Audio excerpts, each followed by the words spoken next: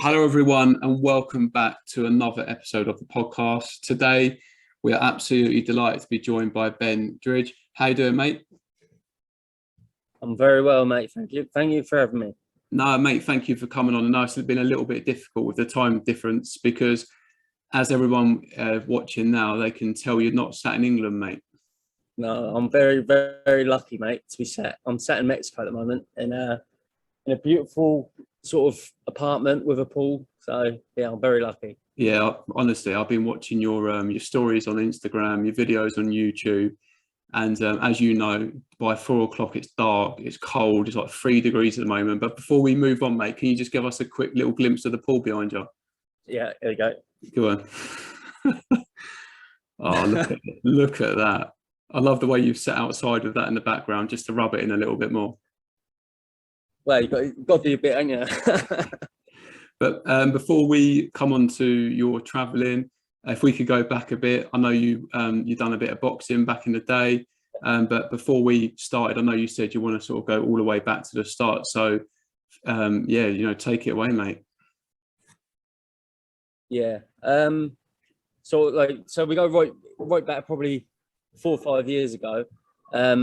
I was diagnosed with depression, and at that time, I was so I got really low, and I was like suicidal and everything. And all the way through this, I was boxing as well all the way through this. And so I went to see a doctor. The doctor put me on the highest dose of antidepressants, and so I boxed through it. And yeah, I've got it down. Yeah, so I used to think about suicide multiple times a day, and I was like, I was vile to Rianne, my wife, and at the time I thought if she left me, I'd be able to commit suicide. I was literally that low, and boxing was like my escape. Boxing was like I used to spar and stuff. Like it was like I went to see a counsellor, and the counsellor told me, he said, "You're the equivalent of self-harm. So when you get punched in the face, say you get these endorphins through your body, and I used to not get hit deliberately, but I used to want to spar. I was sparring at like 3-4 o'clock in the morning. I just wanted to spar all the time because it was my only opportunity to have that feeling of just the feeling of it's the same feeling you get of happiness is what I was feeling when I was sparring, and that sort of all that eventually, because during that period I went for a pro license. Obviously I went up to London. My dad had texted me. My dad said, son, I'm so proud of you. And I was all suited up and stuff. And like, I was like, obviously I had a lump in my throat. Like, yeah, my dad was proud of me. My dad was proud of me. And yeah, went up there. My trainer never turned up. He just didn't get out of bed. He was, to be honest, he's a bit of a liability anyway. But he never turned up. And me and the promoter went up there, and obviously I didn't have. They're supposed to do a training diary. When you go for a pro license, you get a training diary, and yeah, I never had any of it. And I went up there, and they said, sorry,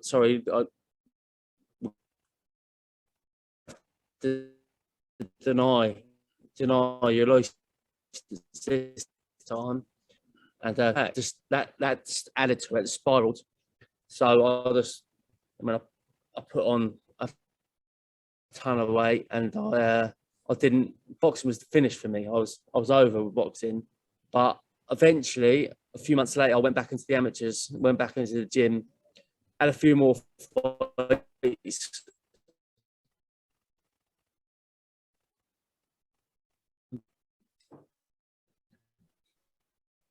I wasn't, because I was probably, I think my worst was 22 pounds in 10 days I lost. And that was just after Christmas. I lost half a stone the morning of a fight. I slept in a sweatsuit, woke up, jumped in the sauna, Yeah, and got in the ring. Well, I got to the venue, weighed in. I fell straight asleep because I was exhausted. I was knackered. And then like, when I got in the ring, I hit bang 1-2 left hook, caught him with all 3 shots. I thought, this is easy. This is going to be an easy one. And then bang, died. And he was picking me off, just, you know, whatever. And I lost the fight. And I said to my trainer afterwards what I'd done. And he said, if we knew that, mate, we'd never, ever let you get in the ring. And that was my very last fight. My very last fight before. And then in June, so this was in, say, April. This was just before we got locked down. So in June, I crashed my car. I didn't know why. And sort of, I noticed my vision because I've got like, I sort of like, I look for a letterbox. Like, if a letterbox was this way up, that's my vision. I've got no peripheral vision at all. And I was getting really worried about it. I said to the doctor, well, I phoned up my GP and I told them about it, and they said, where are you? I said, oh, because at the time we owned a cafe at the time, and I was in the cafe. I said to him, I'm at my missus, at my business with my missus. He said, can she drive you down to the hospital? Oh, yeah, we think you've had a stroke. I was like, what? I'm like, at the time I was 29. I was like, I'm too young to have a stroke, you know? And he said, no, seriously, go down there. And I went down there, and they've done the, obviously, with boxing, they think a detached retina is like always the main issue a boxer gets. They think, obviously, they checked my eyes, looked behind them, nothing. Went to see the stroke doctor. I had a CT scan first. They found 2 bleeds in my brain, and then I had an MRI. And the MRI come back, I had a trauma-related cyst, which is obviously developed through multiple trauma, which gives me like headaches now. I had them 2 bleeds. One of them had clotted and developed into a TIA, which is like a stroke, sort of like a mini stroke. Yeah, and then the doctor said to me, under no circumstances can you ever step foot in a ring ever again. You can never box again. Like, to go from that being my escape from reality, my sort, that was my antidepressant. Boxing was my antidepressant. To the doctor saying you can never box again, I was like, wow, massive thing. He said you can never drive again. Well, not you can never drive again, but you cannot drive at the moment until you've been through a load of tests. So my job was a driving job. I was a window and door engineer, but I used to. It was basically driving a lot. So, you know, I quit my job. I don't know if that was to do with depression. I was just like a bit like erratic at that time. And when I quit my job, obviously we got locked down, and then I had, you know, I was a bit fucked really. You know? Yeah. So like obviously after that, like during lockdown, we sort of sat down, and I was sort of, I didn't know what to do with myself, and Rian was the same, because we just sold the cafe, so that was what Rian was doing for a living. So she didn't really have, she was like in and out of cleaning jobs, but she didn't really know what she wanted to do at the time. But Rian said to me, because we were watching a lot of YouTube at the time, a lot of like traveling content and stuff, and she said, do you fancy just going and sort of like fucking off sort of thing, and just leaving it all behind? And I was like thinking straight away, I thought, yeah, definitely. And then she went, no, seriously, because we had a few things standing in the way. Obviously, we own a house, so we needed to rent the house out, and we've got 2 cats. And we got lucky really, because someone we know contacted us and said, oh, I heard you're trying to rent your house out. I went, yeah, but we've got like 2 cats and stuff, so it's going to be a while yet before we got to get rid of the cats, or like get someone to look after them. She went, I'll look after them. So we had a bonus. We had two for one bonus. And yes, she looks after the cat still, and she's renting a house. So happy days. And then, yeah, well, now this is our, Mexico's our 18th country. So we're keeping quite busy, and this is what we're doing for a living now. Just living the dream. I'm glad I've done it. And I'm rambling on a bit. I'm sorry. no, Ben. Honestly, it's an incredibly powerful story, and I appreciate your honesty. Over the last few years, you've clearly been through a lot.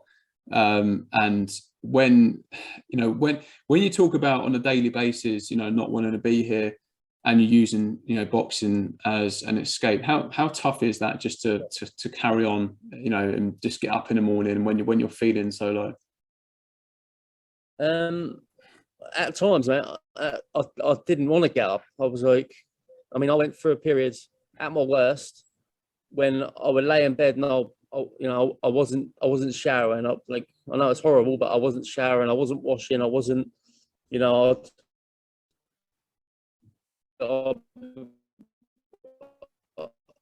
like verbally, obviously never ever physical, but verbally horrible to Rianne. Just because all in my brain, I was just like, just leave me. But I was trying to, I was self-destructing. That's all I was doing. And how hard was it for your wife? Because I suppose it's in those sort of situations that the ones closest to you, equally going through such a tough time, seeing you struggling on a daily basis.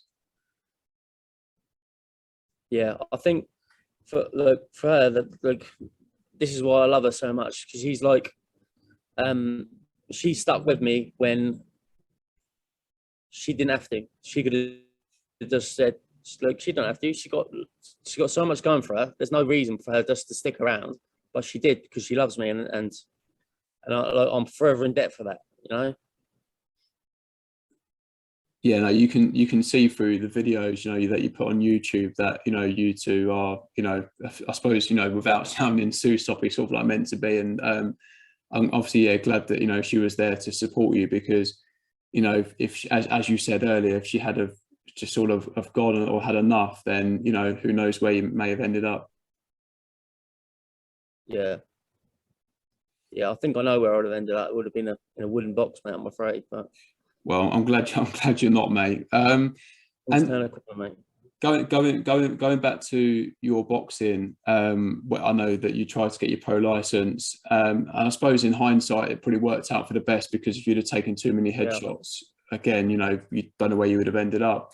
But when you was told that you couldn't box again, how did you deal with that? I'm not gonna lie, mate. When it all come out, I was, I'm not, I cried. I was upset. Yeah, it was hard. It was hard. So because boxing went from being my absolute everything. I lived and breathed it, to never being able to do it. Obviously, I could train still, but I could never compete. And I just sparring, mate. I used to love sparring, but for the doctor to say I can never do it again, it's hard. And I still get that urge now. I still want to jump in there now, and just a couple of times I've hit the bags and the pads and stuff, and I think I can get back in there, but no, I know not to. And well, you've got a beautiful pull. Got a beautiful pull behind you, mate. Maybe do some limps instead. I haven't got a bad. I'm telling them on my soft story, I've got a pull behind me. And talk to me little bit about when I know we spoke a little bit before, before today, just so I could get an idea of your story. But talk to me a little bit about in between fights where you put the weight on, and then what you'd have to go through to lose the weight. Because I was talking to my friend that I normally did a podcast with. Unfortunately, he's got COVID, so he couldn't come on and do it. However, he was listening to George Groves' interview on Boxing Social, and he was saying about how dangerous it is, fighters having to make weight multiple times, not just the Friday before the fight. It's sometimes a week before, sometimes it's 10 days. So for yourself, how did you actually do that? Because people always hear about it, but it'd be good to hear firsthand from a former fighter what you actually went through to make weight. I think the way I was making weight was,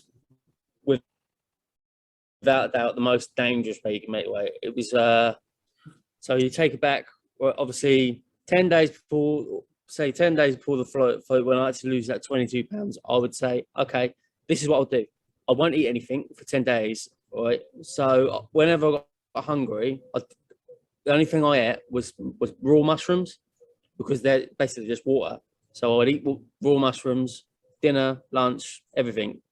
And then water load, obviously 10 litres of water a day, reducing throughout the week.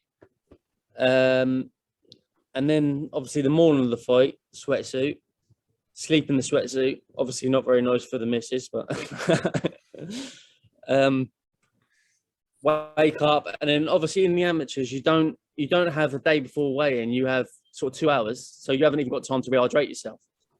So I'd get up, obviously still be overweight, then I'd go spend probably 2 hours sauna, jacuzzi, until my weight, obviously sweating until my weight come down enough, and then I'd obviously just starve myself until the fight. But obviously when you get weighed in, you've then got the 2 hours. So obviously I've spent a week without eating. I'm jumping on the scale. As soon as I get weighed down, yes, it's like I've won the fight. Like, yes, I've made weight. Right. So this particular fight was at it was a Navy fight, so it was up by sort of, we've got Gunwolf where we live. It's like the main shopping centre. There's a Nando's in there. So right, I'm going at Nando's. Give me a menu. Ordered everything on the menu. I've bet like a ton of stuff. Obviously, when I got on the ring, I'm bloated. I'm bloated, dehydrated, and stuff. No wonder I got brain damage, mate. I'll tell you. And sorry, making me laugh there. With I was going to say, talking about sitting in the sauna, I went away the other weekend and I sat in one for half an hour and I had a pounding headache. And you say you would just alternate between a sauna and jacuzzi for a couple of hours. Yeah. Yeah, and you've gone beyond that pounding headache. You had that pounding headache when you first get in there. You're so dehydrated. Obviously, when I left the leisure centre where the jacuzzi was, I was walking out like a zombie, and I had to drive home. I just don't see how after that you can, because I know for yourself in particular that you used to put on a lot of weight, so obviously it was even extra difficult to lose the weight, but just even in general, fighters are taking extreme measures to lose the weight. So how do you even have you say, like, you make the weight, how do you even have energy to step in a ring after all of that? No, I know. Like, well, obviously I was, say when I got to the changing room, I fell asleep. So that's how exhausted I was. The trainers didn't put two and two together because obviously they wouldn't have let me jump in the ring. But I woke up and I was like, obviously you start warming up and that you've got that little bit of energy. But as soon as sort of the round got 30 seconds in, I knew I was like dead. I was like, I couldn't even lift my arms up. And did you expect that to be the case? I was so fixated on just making weight. I didn't really care about the fight. I was just like, right, like me making weight was my fight. It's like, right, if I make weight, I've won. Yeah, no, it's crazy because it's such a dangerous sport. When the objective is to knock your opponent unconscious, yeah. It's incredible what you put yourself through. Yeah. And was the eating, blooming, putting on the weight because of the way you were feeling, like your mental health? 100%. That was another comfort thing. Said like I feel like shit. I'm gonna eat, and I'm gonna make myself feel a little bit better for just a second, and then obviously afterwards you feel like shit again. That was a coping mechanism, and it's just it's a vicious cycle. And you were saying as well that you used to hide the weight gain from your coaches. Is that right? Yeah, always. Obviously, when I put on loads of weight, they could see, like, obviously I was heavy, and they used to say, "How's your weight? How's your weight?"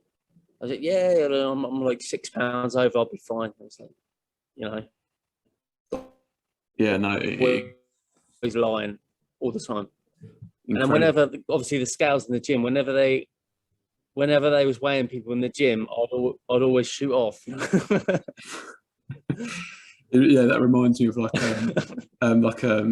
it like, Slimming World? They all go for their like Monday morning weekly weigh-in. You're like, Ben's not here, Ben's gone. Yeah. So Yeah.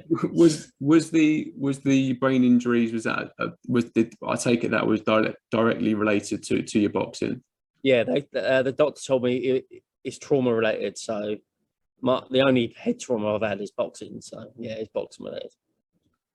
And I know that, you know, from what you were saying, you're no longer boxing. Maybe occasionally you go on the pads, but obviously no sort of contact. So we'll come on to your traveling in just a second. But have you found anything to, you know, I don't know what, if you run or you do any other sports, but to sort of like, you know, fill the void, if you like, with not being able to box anymore?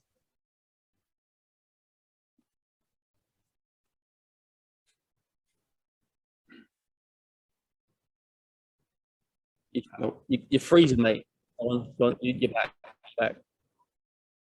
Yeah, sorry, did you hear the last question? You said I heard run. Yeah, I was saying that, you know, since you're no longer boxing, have you found anything to sort of you know, replace the boxing to sort of like, you know, exercise wise, running or anything else? Yeah, I still do a bit of running, but obviously where we're traveling, it's sort of that sort of took away from the missing boxing because I'm enjoying traveling around. You know? Yeah, I always will run, and I always do run. So running is probably my main thing. I went for a bit of time lifting a bit of weights, but whatever. I'm not too fast about that. Well, coming away from yeah, running is the main thing. Running and traveling, that's what I do. Yeah, like you were saying, that must be incredibly difficult. Where, you know, I see, you know, from your social media that you're, you know, a lot of the time you're on the move. So to fit a training schedule in amongst that would be difficult. But coming away from the boxing, you know, you've done an incredibly brave thing. I know from watching your videos, you've rented out your house, you sold your business, and you're traveling the world. Yeah. How do you? I think, you know, when you think about what you've done, I think a lot of people would love to do it, but I think 90% of the time it'd be a conversation and wouldn't go much further than that. But for yourself and your wife, how, you know, I know you had a chat about it, but how did you even start to plan for just going and traveling the world in a pandemic? Yeah, I think obviously because of everything that happened, it made our decision easier. It was like, because obviously with brain trauma, I'm like quite erratic anyway. So if I get an idea in my head, it's not like it's never an idea. It's like, yeah, we're doing it. So for her, as soon as she said it, like I was like, yeah, I'm bored. But I think once we're both in the same sort of wavelength, it was always going to happen. It was, yeah, it's inevitable, really. So you're quite impulsive then, you say? Yeah, and that's something I worry about as well, because I watch a lot of I listen to a lot of podcasts with like serial killers and stuff. And yeah, no, I'm not going too far into it, but it's like, you know, a lot of them have had sort of head trauma. With head trauma, it makes you do impulsive things. So I don't want to become a serial killer. Yeah, I'm like yourself though. You know, I love things like that as much as it's horrible to know that it's true. You know, things like these murder documentaries. You know, they are fascinating. But I think the fact that you think about not doing something like that probably says a lot. I think it's the ones that don't and just go and do it, the ones you've got to worry about, but the quiet ones, I suppose. Yeah, exactly. Yeah. I think the pandemic put life into perspective for, you know, a lot of people. You know, maybe seeing family more or enjoying what's on your doorstep rather than sort of wishing, you know, or thinking about things that you haven't got, just appreciating what you've got. How much did the pandemic sort of influence your decision as well? I know that, you know, you stopped boxing, you've suffered with your mental health. How much did the pandemic sort of just make you feel like, do you know what, just go and do what you want to do? I think the pandemic sort of pushed it over the line. So we were thinking about it, and then obviously the pandemic hit, and it was like, okay, now let's do it, rather than, because it's an idea, and the pandemic's like, okay, let's do it. It's just pushed it over the line. Tell me about when you actually made your mind up, okay, we're off. Where do you even start when you're going to go and travel the world? Because there'll be people watching this that are maybe thinking about it. Where do you start with something like that? Because it's an incredible journey that you've been on. You know, I think you said before we started recording, you've been already to 18 countries. Yeah, this is number 18. Yeah, incredible. I think for us, we was always going to start because we've always wanted to go to Chernobyl, so we was always going to start in Ukraine. So yeah, that's where we started, and then obviously we just worked our way. We went Ukraine, and we worked our way down to Moldova, Romania, and just done that, and then eventually, and now we're in Central America. But it's yeah, it was always going to be Ukraine, I think. Yeah, it looks, mate, honestly, it looks absolutely beautiful where you are. I'd happily swap place with you right now. Yeah, and what, I'm very. No, I bet you're very happy. And what about your family? What about your family? I don't know how big your families are, but I'd imagine when you told them that you're going, that must be. I know you've got like modern technology. I know I spoke to you yesterday, and your missus was FaceTiming her mum. I think you said. How tough is that? I know you've got each other, but you know, do you miss family, or are they missing you a lot? Yeah, of course. We've got obviously 2 young nieces, and I've got a nephew. Obviously, it's harder missing obviously the kids, because obviously the older ones, you can always, you know, nothing changes much, but with kids, they grow up, don't they? And like, it's going to be strange. Obviously, we're going to go home for Christmas. It's going to be strange seeing it. All the kids are going to be grown up, and it's quite sad missing things. But say with modern technology, it's not so bad nowadays. Yeah, I hear what you're saying. I suppose with children, you're still growing that bond, but with adults, you've already created that bond. And like you say, a lot of people, if you're close, you can just go back, and it's not like you've been away. Nothing changes much, does it? Really, with adults. Exactly, but it must be nice for them though as well, because obviously you're documenting it on your YouTube channel. So again, I know it's not the same, but it must be lovely for them to actually see what you're doing rather than just hearing about what you're doing. Exactly. Yeah, and I think more the case, like obviously we love making videos, and we love obviously showing everyone. But with us, it's like we can always, no matter how much time goes past, we can always look back at what we've done, and that is a good thing about it as well. Yeah, I was going to come onto your YouTube channel, but you know we're talk about it now. Now I looked at it earlier. You know, I'm sure you look at it quite closely, but I know you're nearly on like 70,000 views. Shout out to your missus, because I think you said that she puts it all together, and it's put together really well. But yeah, I was thinking earlier, you know, in a couple of years' time, how nice would it be for you and your missus just to sit down with your family, or just on your own, just to watch all your videos back and just remember all the places that you've been, because you know you're on the move a lot, and I know sometimes it's just grabbing a Wi-Fi when you can, but when you're back home, that'd be lovely to do in a couple of years, or whenever you want to do it. Definitely, yeah, and that is the thing with YouTube. It's like, although it's like everyone wants to be obviously YouTube famous and all that stuff, but it's documenting everything and having it in one place. You know, we'll always have that now. Of course, I think people do YouTube for different reasons, but I think when you watch your videos, you can see it's completely genuine. There's nothing fake about it. You know, you're documenting your journey, and you know, that's always the way we wanted to come across. We wanted to come across like, this is how you travel. This is genuinely how you travel. It's not fake at all. This is us. Yeah, you know, sometimes I watch your videos and you can see that you've had long days. You can see that, you know, you've been on the road, you've been on a 4-hour coach trip, you know, sat there like squeezed in like sardines. And, you know, maybe you're tired, you're hungry, and you just want to get your head down. But at the same time, because you are documenting it, you've got to still recall. And I bet there's days where you think like, I really can't be arsed with it. Yeah. But that's the main thing, though, isn't it? Like, you can go, yes, we're here, whatever. But every day's not. Like, if you're traveling 365 days a year, every day's not going to be like that, is it? No, absolutely. I think it's just life, isn't it? There's going to be ups, there's going to be downs. Um, but yeah, no, I see that, you know, you're over 1,000 subscribers, um, nearly 70,000 views. You know, you're showing people the world. You're also giving people advice on how to do it. You're telling facts about the places you go. Did you expect it to do so well when you started it? Um, I don't know. It's difficult because I always thought we'd do well because we're like, whenever I watch, like, I'd watch a YouTube channel and they'd have like, some of them would have like 500,000 subscribers, and I think our personalities are better than theirs. So I always felt like we'd do all right, but obviously it's a long journey, isn't it? It's like, you know yourself, YouTube's a hard old game. It is hard, you know. It's a saturated platform. There's a lot of people in there doing similar bits and pieces. But I see, you know, you get a lot of support on there. I think you said, you know, predominantly it's a UK sort of. Yeah, I think the US are catching up though.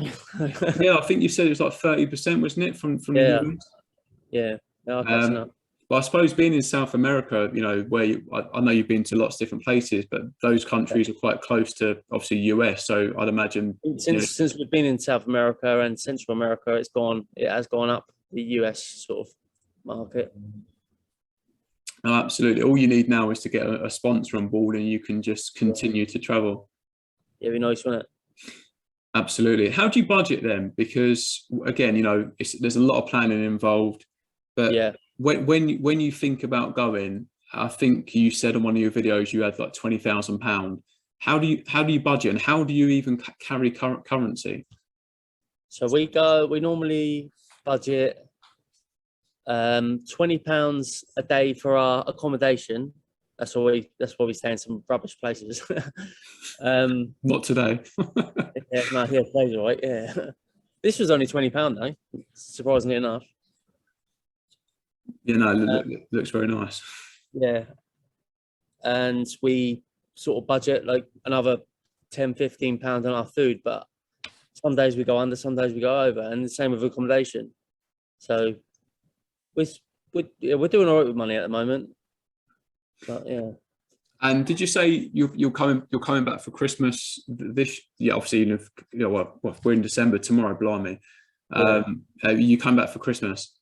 Yeah, we are. We haven't booked our flight yet, but we've been looking at flights. I think we're going to fly back about the 16th December, and then we're going to head to India in probably just after Christmas, about the sort of 27th, 28th. I was going to say, so where will you be flying back from? We're going to, so we fly to America tomorrow. Okay. And then from Florida, we fly to Ecuador. We're going to spend, 2 weeks there, and then we fly back from Ecuador. I think we've got to go to Madrid and then home. That's incredible. So, and how long are you back home for before you go to India? About 10 days to 2 weeks, not long. I bet you're quite excited, aren't you, to get back and see family and friends? Yeah, I'm excited about Ecuador at the moment. And with COVID then, you know, I know at the peak of it, you know, no one could go anywhere. So I've seen on your videos, like when you're going in between different countries, sometimes you're not even showing your like proof that you've obviously been vaccinated. Sometimes not even our passport. Oh, really? Yeah, we're in I think Panama to Costa Rica, we crossed the border without showing our passport. Oh, that's crazy, considering some of the, you know, you can't even go in a shop here without a mask, let alone, you know, going, you didn't have to, but I think, you know, the rules have changed again. Yeah. So yeah, just going in and out of different countries without showing it, that's incredible. But I really wanted to find out from yourself, like where, like, I know obviously you've been to this is you're in Mexico, 18th country to date. Where's the best place you've been?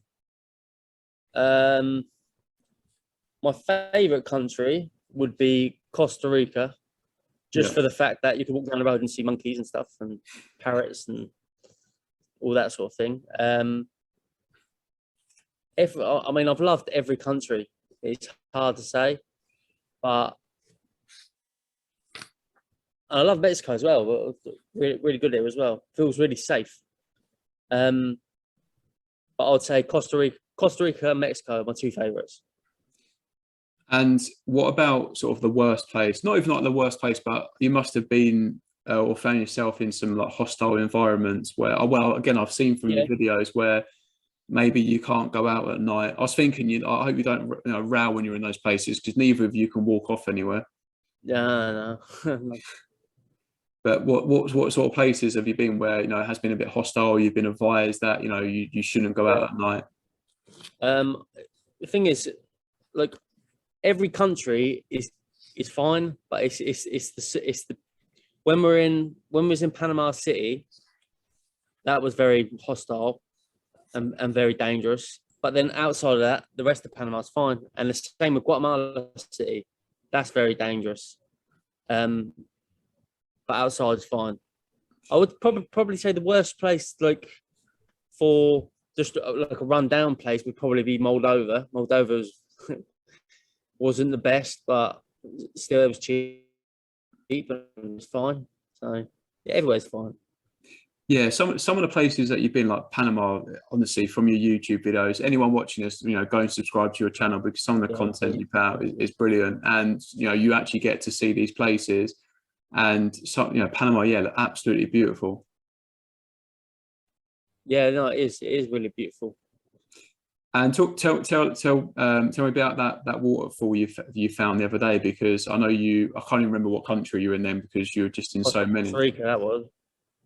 Yeah, we went to it was like a national park sort of thing, but obviously we paid to get in this national park, and there was literally nobody there. There was like, I don't think we saw a few animals, but no people at all. And then we're walking down the thing, and we just thought, what's that? The water, and there's this big, huge sort of waterfall, like something you see out of a film. Nobody about. We thought, all right, we'll jump in and have a swim. And yeah, we didn't have our swimming costume. I think Rian went in a pair of pants and I went in a pair of shorts, and we just went for a swim. That's so nice, because you go so many places, like you're going to Florida, I think you said tomorrow, and I suppose it's quite a commercialized place, but to be places where you're taking the local culture, and you're finding hidden gems that are not massive tourist attractions. That must be lovely. That is the best thing about it. Like, my favorite places are local places. I know, like, at the moment we're in Cancun, so it couldn't be more touristy than that. But obviously, it's my favorite places are. We've traveled on coach from, I think, where did we go to? Well, we've traveled all the way from the west to the east across Mexico. So we've been in loads of local places, and it's so nice just to see the real culture and the food and stuff and everything about it. And how is it when you're traveling all around, and what about when you're going one place to the next with booking things up? How hard is that? And obviously with the language barrier as well. I don't know if you can speak Spanish, or how difficult has that been? Very, very, very little. I can order coffee in Spanish. That's about it. I see you like trying out the local beer as well. Do you give your reviews on your channel? You can't go to country without trying a beer. So for people that, I know I sort of asked you earlier, but, you've been to lots of different countries now. What sort of main advice would you give to people that are thinking about doing it, and maybe they're a little bit on the fence, they're not quite sure, sort of just to sort of keep safe and make sure, you are going around it the right way? My main advice for anyone thinking about doing it, I would say, just do it. Just do it, because like everything you read about COVID and this, that, all this sort of stuff, like, as soon as you start doing it, it's irrelevant. Like, it's like it's not as bad as what they're making out. Definitely not. I was going to ask that. We've obviously seen it over here, and unfortunately, affects a lot of people. But you've literally been around the world. So how is it out there? Again, you've been around the world. So I'll tell everyone this. Like, obviously we've been to 18 countries now, and I've done one PCR test since I've been traveling, and that was to leave the UK. Never done a PCR test anywhere else. So that says it all, really. That's incredible. Yeah. So I was coming on to sort of the end then, you know, obviously, again, you've been lots of places, you're going to America tomorrow. How long do you hope to travel for? So we've started thinking about this because with the money we've got left, we think it will last us to possibly the beginning of the summer. So it depends what happens.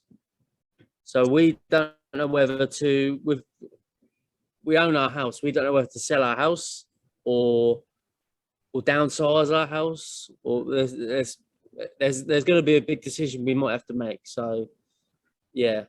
So if we stay as we are, we're going to the summer. If not, we're going longer. So with looking at your options, then is, you know, if you have to come back, what would it be the case of just going back to work? And if that is the case, how do you sort of feel about that? Not great, but I think if I don't know, when it's all said and done, we would just go back to normal. You know, I'd go back to a building site and she'd go back to whatever cleaning or whatever she wants to do, and that's how it'd be. But I can't, like, with me, with my eyesight, it makes things difficult. Like I can't really, like, it's very dangerous for me to be on a building site. So I don't want to go back on a building site. I'm done with it. I want to travel forever, but you know, we're sort of hoping that we find a sponsor or something pays off, and we can do this. We can do this full time, you know. But we'll see. It is a we'll see thing. Yeah, no, absolutely. I know. Obviously, we wish you all the best. You know, your channel is definitely, you know, picking up some momentum. I think it's great that you're showing people just all around the world. And in terms of like selling your house, then would that be to continue, you know, just finance, you know, so you can continue to travel? Yeah, I mean, I think what we would do is if we sold our house, we'd buy another, like maybe a little flat, because we've got a 4-bedroom house, which obviously it's only us two. We ain't got no kids. We don't need it. But we'd sell our house and probably buy a little flat or something. And so we're still on the ladder, but obviously we'll take some money out of it. But we haven't really sat down and spoke about that yet. So it's a bit funny one. Yeah, no, it's going to be, I suppose, like you say, it's you know, big decision for you and your wife to make. But I think, you know, looking at your story, it's just incredible. You know, again, like I said earlier, a lot of people would like to do what you do, but I think, you know, you've got to be incredibly brave to just rent your house out, sell your business, and just pack up and go. And you know, obviously, emotionally tough as well, because you've got a family that, you know, you miss. But the memories that you're making at the moment will last a lifetime, and the fact that, you know, it's all on YouTube for you and your family and just for everyone else to see is fantastic. Because, you know, I love traveling and not being able to do a lot. So just seeing the content you put out, it's lovely because it gives you ideas of places to go as well where you may not have thought about. Yeah, definitely. I said, look, my brother messaged me yesterday and he said, I would have never thought of Costa Rica. I said, it looks beautiful. You know, so you're actually giving that to people. 100%. I said to my missus, because it's funny because I've got 2 kids and they sit down and watch the videos with me, and they love them as well, because again, you know, seeing different places. And I've said to her missus a couple of times, again, like your brother was saying, I've never thought about that, but yeah, it's worth looking at, because you know you're putting it out there for us to actually see. But before we let you go, Ben, I've got to just go back to boxing. I know you've been traveling. Have you managed to see much this year? Not really. I caught, because obviously I'm mates with Mikey McKinson, so I caught his fight about a month ago now. But that's the last I really watched. Really, I haven't really been keeping up to date with it. Really. He's meant to be on the channel tomorrow, all being well. Is he? Oh, good. Yeah, and I reached out to him after you said about it, but he was on the Gibraltar undercard of White. Yeah, that's the last one I watched. Yeah. Yeah, and then he was fighting Eddie's back garden, wasn't he? Back in the summer. What about the best fight this year? I know you've not obviously watched all of them, but obviously I imagine you're keeping up with it. Best fight this year. Just trying to think. I don't know. I can't think. Fury fight, Wilder. You No, that had was cracker. Actually, I did watch that one. I watched that one in Peru. Yeah, that was a cracking fight, wasn't it? do you know what? I'm a big Tyson Fury fan. I think Yeah, his story is incredible as well. yeah, And I think like what he's done for people that suffer with mental health. I think, you know, if anyone, if the heavyweight champion of the world can suffer, then anyone can. But yeah, no, in terms of fight, absolutely incredible. incredible fight. Can you see anyone beating him? Uh, he beat obviously. I think he beats AJ. Yeah. He beat. Well, yeah, no, I think he probably beats Usyk. So no, I don't think anyone will beat him. I think he'd have to have a bad day at the office wouldn't he to be beaten. Yeah, but he doesn't have many, does he? I think that's it. I think when you look back at the Otto Wallin fight, and I can't remember the other bloke's name, he had the 2 fights before he jumped in with Wilder. Oh, he had Schwartz, wasn't it? That's it. Tommy Schwartz, yeah. Yeah. I think that he definitely rises to the occasion. You put him in there with AJ, Wilder, Usyk. Yeah. I think he goes in there and he just. And I think it's been proven that Wallen is better than we thought. You know, he's a good fighter, Wallen. Do you think White pulled out because of the Fury fight, or do you think it was a genuine shoulder injury? It's a bit suspect, isn't it? He was making me laugh as well because he'd done an interview with I think it was Coogan or one of the lads from IFL, and he said, "I spent like $500,000 on my training camp." I was thinking, mate, if you're spending $500,000 on your training camp, someone's pulling your pants down. Yeah. And if you could be matchmaker, 3 fights next year, what fights would you want to see? Well, I'd like to see the undisputed fight, whether it's Fury Usyk or Fury Joshua. I'd like to see the undisputed fight. What else would I like to see? I'd like to see. I don't know. I want to see Canelo tested again, but he keeps coming through it, doesn't he? So maybe Canelo moving up to cruiserweight. What else? And what about Eubank Williams? Who do you think will win that one? Yeah. Williams is a good fighter, isn't he? I like Williams. Yeah, I think Eubank will win that on points. That's just. I don't know. It's a 50-50 fight, but I think Eubank will win that on points. I think it's a huge fight as well. Now he's almost like the face of Sky Sports. I like what Sky Sports are doing. Obviously, they made the Khan Kell Brook fight. I know it's 5 years too late, but still, it's a huge fight, and I'm actually looking forward to that one as well. Yeah, I think like you say, it's a little bit overdue. I think maybe they're both sort of cashing out, but I think it's still going to be a good fight. They clearly don't like it. There's still a bit of needle there, isn't there? I think that's the thing. Yeah, I've watched a bit this week. They clearly don't like each other. But yeah, no, I think you're right. I think Eddie Hearn moving his stable to the zone. The landscape's changed. Sky have had a new opportunity to work with Wasserman and is it Boxer? And to be fair, they're putting on some good shows. Yeah, definitely. Yeah, it's nice to have. It's nice that Matchroom have got a bit of competition now as well. Like because BT Sport, they don't really do it for me.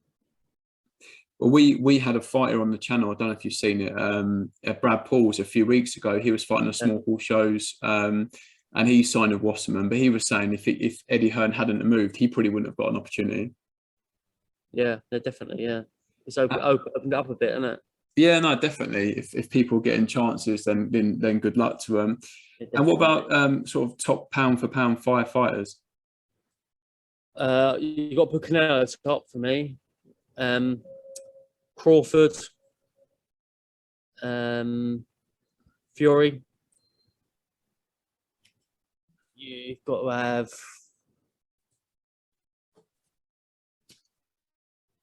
I don't know. I can't think. But them three definitely. They're my top 3. Yeah, it's.